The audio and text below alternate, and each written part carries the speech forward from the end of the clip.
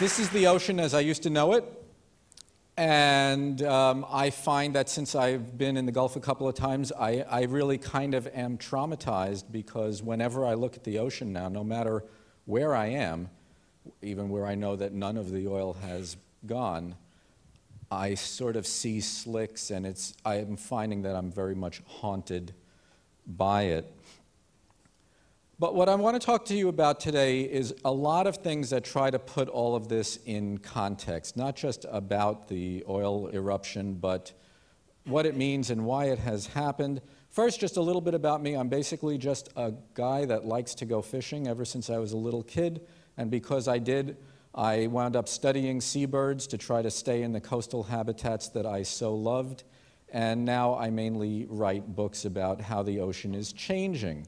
And the ocean is certainly changing very rapidly. Now, we saw this kind of graphic earlier on, that we really live on a hard marble that has just a slight bit of wetness to it. It's like you dipped a marble in water. And the same thing with the atmosphere. If you took all the atmosphere and rolled it up in a ball, you would get that little sphere of gas on the right. So we live on the most fragile little soap bubble you can imagine, a very sacred soap bubble, but one that is very, very easy to affect. And all of the burning of oil and coal and gas, all the fossil fuels have changed the atmosphere greatly.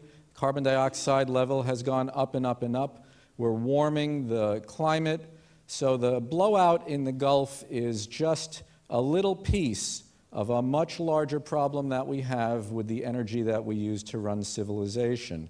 Beyond warming, we have the problem of the oceans getting more acidified, and already measurably so, and already affecting animals. Now, in the laboratory, if you take a clam and you put it in a pH that is not 8.1, which is the normal pH of seawater, but 7.5, it dissolves in about 3 days.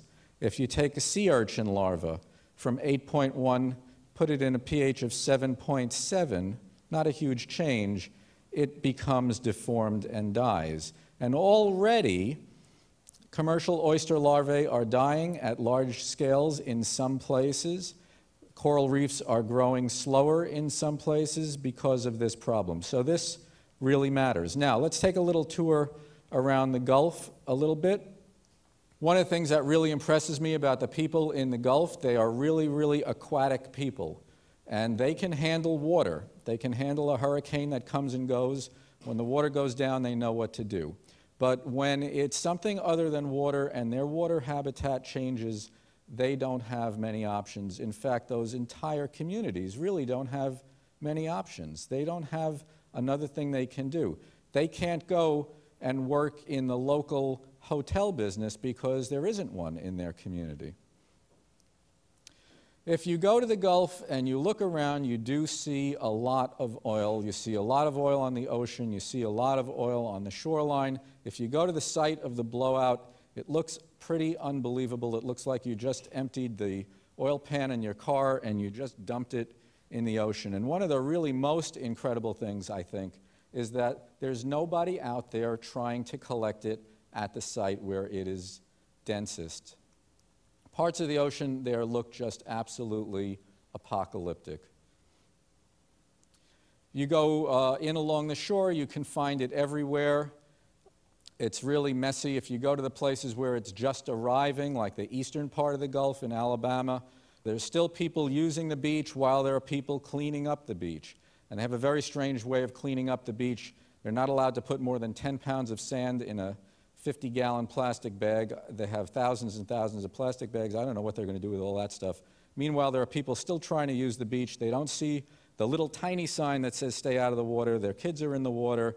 They're getting tar all over their clothes and their sandals. It's a mess. If you go to the place where the oil has been a while, it's an even bigger mess. And there's basically nobody there anymore. A few people trying to keep using it. You see people who are really shell-shocked. They are very hard-working people. All they know about life is they get up in the morning, and if their engine starts, they go to work. They always felt that they could rely on the assurances that nature brought them through the ecosystem of the Gulf, and they're finding that their world is really collapsing. And so you can see literally signs of their shock, signs of their outrage, signs of their anger,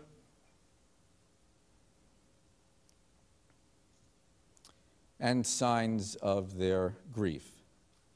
These are the things that you can see. There's a lot you can't see also. Underwater. What's going on underwater? Well, some people say there are oil plumes. Some people say there are not oil plumes. And Congressman Markey asks, is it going to take a submarine ride to see if there are really oil plumes? But I couldn't take a submarine ride, especially between the time I knew I was coming here and today, so I had to do a little experiment myself to see if there was oil in the Gulf of Mexico. So this is the Gulf of Mexico. Sparkling place full of fish. And I created a little oil spill in the Gulf of Mexico.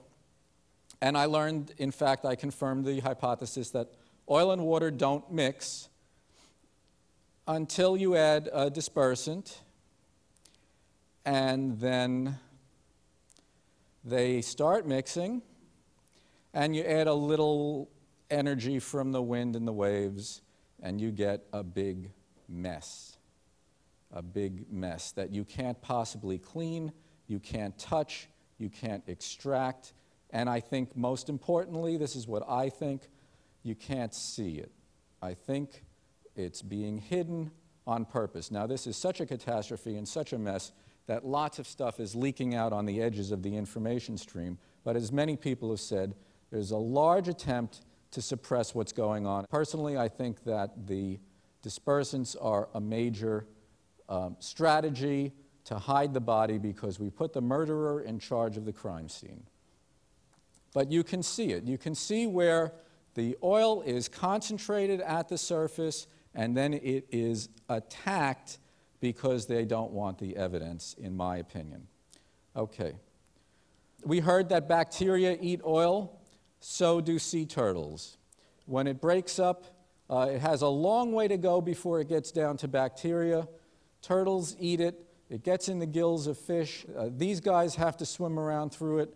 I heard the most incredible story today when I was on the train coming here. A writer named Ted Williams called me, and he was asking me a couple of questions about what I saw because he's writing an article for Audubon magazine. He said that he had been in the Gulf a little while ago, like about a week ago, and a guy who had been a recreational fishing guide took him out to show him what's going on. That guide's entire calendar year is canceled bookings. He has no bookings left. Everybody wanted their deposit back. Everybody is fleeing.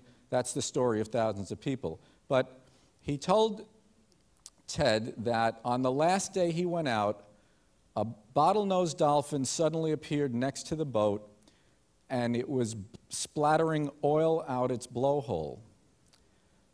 And he moved away because it was his last fishing trip, and he knew that the dolphins scare fish, so he moved away from it, turned around a few minutes later, it was right next to the side of the boat again. He said that in 30 years of fishing, he had never seen a dolphin do that, and he felt that it was coming to ask for help. Sorry. Now, in the Exxon Valdez spill, about 30% of the killer whales died in the first few months. Their numbers have never recovered.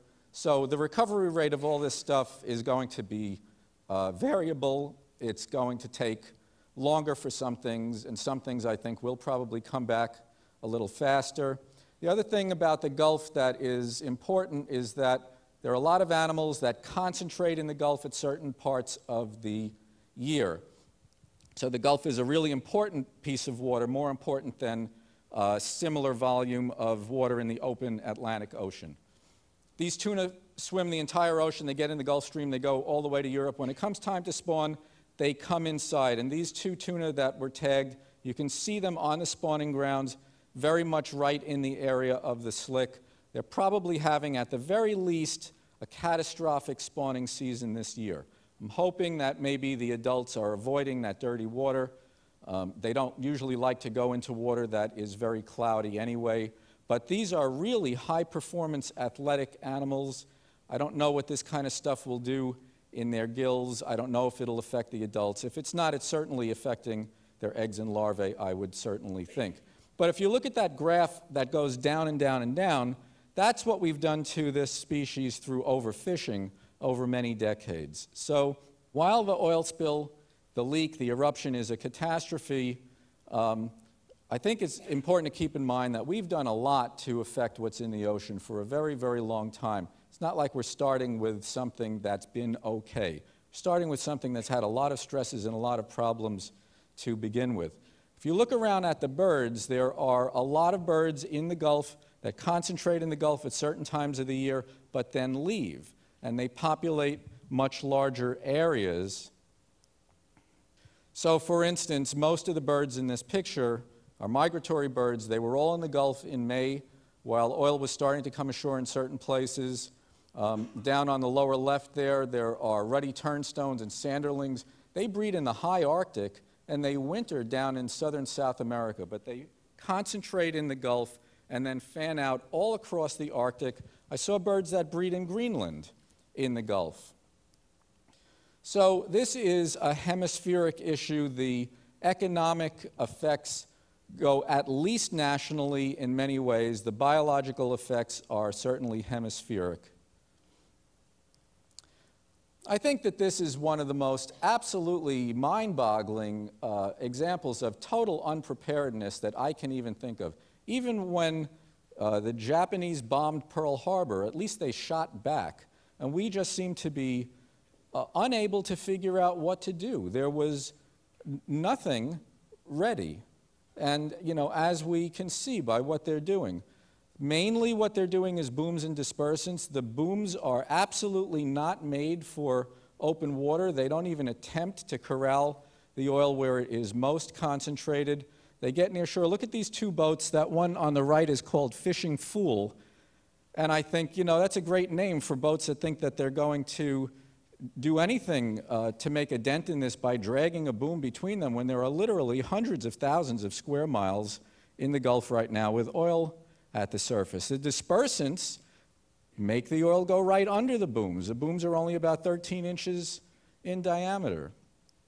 So it's just absolutely crazy. Here are shrimp boats employed. There are hundreds of shrimp boats employed to drag booms instead of nets. Here they are working. You can see easily that all the oily water just goes over the back of the boom. All they're doing is stirring it. It's just ridiculous.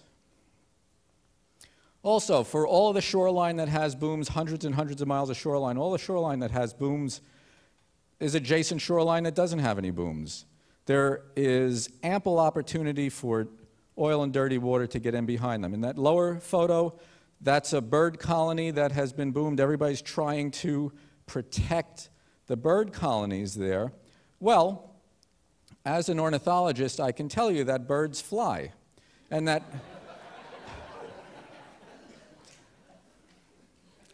and that booming a bird colony doesn't do it. It doesn't do it. These birds make a living by diving into the water. In fact, really what I think they should do, if anything, they're trying so hard to protect those nests. Actually, if they destroyed every single nest, some of the birds would leave, and that would be better for them this year. As far as cleaning them, I don't mean to cast any aspersion on people cleaning birds. It's really, really important that we express our compassion. I think that's the most important thing that people have is compassion. It's really important to get those images and to show it. But really, where are those birds going to get released to? It's like taking somebody out of a burning building, treating them for smoke inhalation, and sending them back into the building because the oil is still gushing. I refuse to acknowledge this as anything like an accident.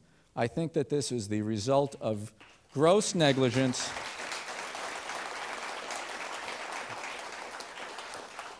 Not just BP. BP operated very sloppily and very recklessly because they could. And they were allowed to do so because of the absolute failure of oversight of the government that is supposed to be our government protecting us. It turns out that you see this sign on almost every commercial vessel in the United States. You know, if you spilled a couple of gallons of oil, you would be in big trouble. And you have to really wonder, who are the laws made for and who has gotten above the laws? Now, there are things that we can do in the future. We could have the kinds of equipment that we would really need. It would not take an awful lot to anticipate that after making 30,000 holes in the seafloor of the Gulf of Mexico looking for oil, oil might start coming out of one of them. And you'd have some idea of what to do. That's certainly one of the things we need to do. But I think we have to understand where this leak really started from. It really started from the destruction of the idea that the government is there because it's our government meant to protect the larger public interest. So I think that the oil blowout, the bank bailout, the mortgage crisis, and all of these things are absolutely symptoms of the same cause. We still seem to understand that at least we need the police to protect us from a few bad people. And even though the police can be a little annoying at times, giving us tickets and stuff like that, nobody says that we should just get rid of them. But in the entire rest of government right now, and for the last at least 30 years, there has been a culture of deregulation that is caused directly by the people who we need to be protected from buying the government out from under us.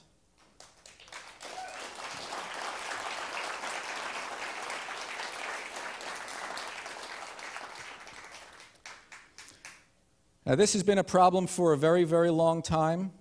You can see that corporations were illegal at the founding of America, and even Thomas Jefferson complained that they were already bidding defiance to the laws of our country. Okay, people who say they're conservative, if they really wanted to be really conservative and really patriotic, they would tell these corporations to go to hell. That's what it would really mean to be conservative. So what we really need to do is regain the idea that it's our government safeguarding our interests and regain a sense of unity and common cause in our country that really has been lost.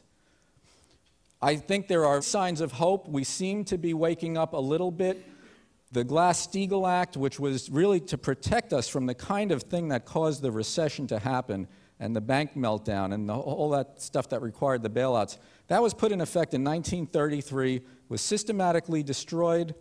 Now there's a mood to put some of that stuff back in place, but the lobbyists are already there trying to weaken the regulations after the legislation has just passed. So it's a continued fight. It's a historic moment right now. We're either going to have an absolutely unmitigated catastrophe of this oil leak in the Gulf, or we will make the moment we need out of this, as many people have noted today. There's certainly a common theme about needing to make the moment out of this. We've been through this before with other ways of offshore drilling. The first offshore wells were called whales. The first offshore drills were called harpoons. We emptied the ocean of the whales at that time. Now, are we stuck with this? Ever since we lived in caves, every time we wanted any energy, we lit something on fire, and that is still what we're doing. We're still lighting something on fire every time we want energy. And people say we can't have clean energy because it's too expensive. Who says it's too expensive? People who sell us fossil fuels. We've been here before with energy and people saying the economy cannot withstand a switch because the cheapest energy was slavery. Energy is always a moral issue. It's an issue that is moral right now. It's a matter of right and wrong. Thank you very much.